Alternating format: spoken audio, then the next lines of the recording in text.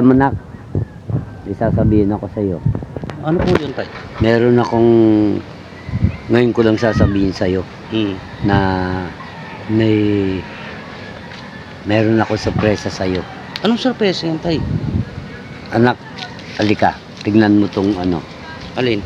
Dito, anak, umarap ka diyan. Yan? Nakikita mo yan? Opo. Yung lawak na yan? Opo, tay. Yan. Ayan, nakikita mo. Opo, malawak po yan, tay, ah. Ayan.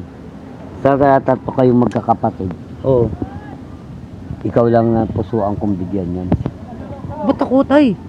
Ikaw ang napusuan kong ibigay sa iyo yung ano ko pamana sa akin. Tay, ba't ako? Dalawa kami magkakapatid, Kahit na walang malasakit sa iyo sa akin. Ikaw, sabi kita kasama kahit sila. Uy, salamat, tay. Pero, Kaya ikaw ang nagmamalasakit.